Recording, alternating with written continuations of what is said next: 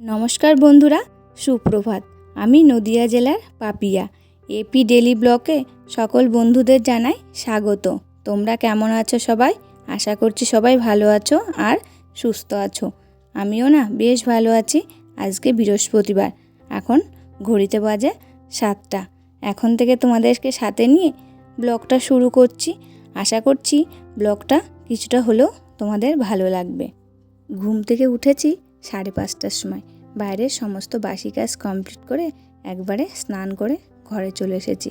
ঠাকুর ঘরটা মোছা দিয়েই আজকে ব্লগটা শুরু করেছি। তখন ঘড়িতে 7টা বেজেছিল, তাই তোমাদেরকে বললাম 7টার থেকে ব্লগটা শুরু করেছি। আর যেহেতু ঘুম থেকে 5:30টায় উঠেছি, তার জন্য বললাম 5:30টার থেকেই আজকে ব্লগটা শুরু করছি। রাত 11টা পর্যন্ত আমি কি কাজ করেছি সেটাই তোমাদের সঙ্গে শেয়ার করব। ঠাকুর ঘরটা মুছে সিঁদুরটা পরে নিলাম, দিয়ে একটু আলপনা দিয়ে নিলাম। আজকে যেহেতু বৃহস্পতিবার, ভালো আলপনা দিতে পারি না খুব একটা, কিন্তু চেষ্টা করি, মোটামুটি হয়। আজকে ক্যামেরার সামনে হচ্ছিল না, সব ব্যাকাটেরা হচ্ছিল, তার জন্য তোমাদের সঙ্গে অল্প একটু শেয়ার করলাম। সামনের দিন দেখি পারলে সম্পূর্ণটাই শেয়ার করব আলপনা দেওয়াটা। তারপরে ঠাকুর ঘরে এসে সব ঠাকুরগুলোকে স্নান করিয়ে নিয়েছি। আমার 2টো গোপুসোনা আছে, লক্ষ্মীনারায়ণ আছে পিতলের, এগুলোকে স্নান করিয়ে নিয়েছি আর সমস্ত ঠাকুর মুছে নিয়েছি। নিয়ে সব জামা কাপড় পরিয়ে আসনে বসিয়ে দিয়েছি। আজকে বৃহস্পতিবার ঘট বসাতে হয়, ঘরটা বসিয়ে দিয়ে এবার আরতিটা করে নিলাম। বৃহস্পতিবারে পুজো করতে বেশ খানিকটাই টাইম লাগে, প্রায় 1 ঘন্টা লেগেছিল আমার পুজো করতে। আর কি বলো তো, কালকে একাদশী ছিল, আজকে দ্বাদশী। যেহেতু পারণ করতে হবে, 9টার মধ্যে পারণ সেরে যাবে, তার জন্য আজকে অত সকাল উঠে সমস্ত কাজ কমপ্লিট করে 9টার আগেই পুজোটা কমপ্লিট করে নিয়ে প্রসাদটা মুখে দিয়েছিলাম। তারপর ঘরে এসে বাসি বিছানাটা তোলা হয়েছিল না, যেহেতু দুষ্টু ঘুমাচ্ছিল ওর জন্যে। এবার ও উঠে পড়েছে, এই ফাঁকে আমি বিছানাটাকে গুছিয়ে নিচ্ছি। আগে সব বালিশগুলো নামিয়ে নিলাম, তারপরে খাটটাকে ভালো করে একটু মুছে নিচ্ছি। প্রতিদিনই মোছা হয়, সেরকম খুব একটা ধুলো পড়ে না প্রতিদিন মুছলে দেখবে, ওর জন্য আর একটু হালকা হাতেই মুছে নিলাম। তারপরে চাদরটাকে বেশ ভালো করে সাট করে দিলাম। ঘরে যদি খাটটা ভালো করে গোছানো থাকে না, যদি অন্য কোনো জায়গা যদি গোছানো নাও থাকে, তাও দেখবে যে ঘরটা খুব সুন্দর লাগছে।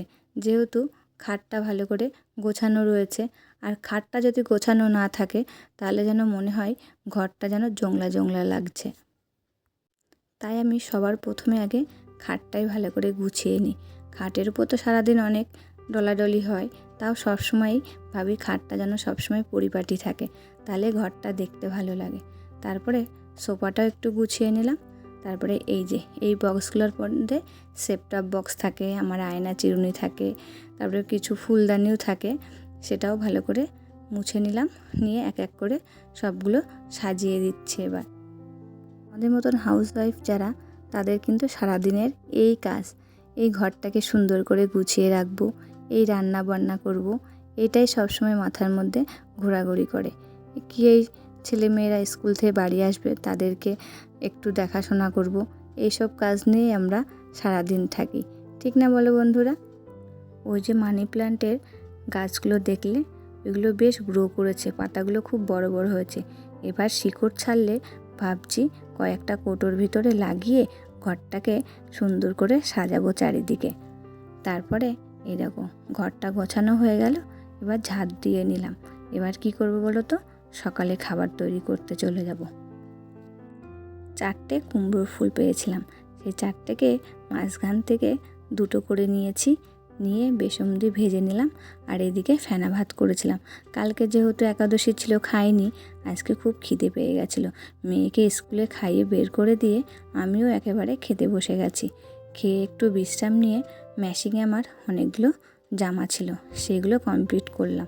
জামাগুলো কমপ্লিট করতে আমার অনেকটাই দেরি হয়ে গেছিলো, ওর জন্য আজকে রান্নাটা গ্যাসেই করেছি, আর বেশি কিছু আজকে রান্না করিনি। আলু ভেজে নিলাম, আর পটল ভেজে নিয়েছি, আর উস্তে দিয়ে মটরের ডাল করেছি, এই আজকে রান্না করেছি। ভিডিওর এই পর্যায়ে এসে আমার প্রিয় বন্ধুদের কাছে ছোট্ট একটা অনুরোধ করি, ভিডিওটা যদি ভালো লাগে বন্ধুরা প্লিজ একটা লাইক করো, কমেন্ট করো, আর বন্ধুদের মধ্যে শেয়ার করো, সাবস্ক্রাইব করে আমার পাশে থেকো।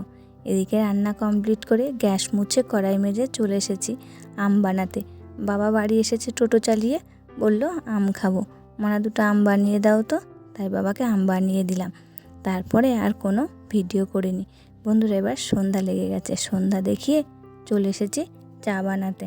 এই কয়দিন যে টি ব্যাগ দিয়ে আমাদের চা খেতে দেখছো, এগুলো বাংলাদেশ থেকে নিয়ে এসেছে বাবা, বাংলাদেশের টি ব্যাগ এগুলো। তারপরে চাটা নামিয়ে নিয়ে দুধটা বসিয়ে দিলাম। তারপরে দুধটা নামিয়ে নিয়ে বাবা বলল মুড়ি ভাজা খাবো, তাই বাবাকে কটা মুড়ি ভেজে দিলাম। তারপরে চা খেয়ে নিলাম। এদিকে চলে আসলাম আবার কাঁঠালের বীজগুলো ছাড়াতে। কী বলো তো, কাঁঠালটা ভালো না, তিতো তিতো ভাব, খেলে নাকি মুখ তিতো হয়ে যাচ্ছে। আমরা এত ভালোবাসি না, বাবা ভালোবাসে, তাই বাবা বলল খাবো না। তাই আটিগুলো ছাড়িয়ে নিলাম, নিয়ে কাঁঠালটা ফেলে দিয়ে আসলাম। তারপর এদিকে চা খাওয়ার অনেকগুলো বাসন হয়েছিল, সেগুলো একেবারে মেজে নিলাম। কাঁঠালের আটিগুলো একবারে ধুয়ে দিলাম, জল ঝরে যাবে, কালকে রোদ্দুরে দিয়ে দেবো। তারপরে জলের বোতলগুলো দেখছি খালি, একেবারে ভাবলাম জল ভরে নিই, তাই যে এদিকে জল ভরতে বসে গেছি। বন্ধুরা, আমি এক সাধারণ গৃহবধূ, অনেক আশা স্বপ্ন নিয়ে এই পথ চলা শুরু করেছি। তোমাদের কাছে আমার একান্তই অনুরোধ, তোমরা আমায় একটু ভালোবাসা দিও, একটু সাপোর্ট করো। তোমাদের ভালোবাসায় যাতে আমি এগিয়ে যেতে পারি। তাহলে ভিডিওটা আজকে এই পর্যন্তই, আবার পরবর্তী ভিডিওয় দেখা হচ্ছে।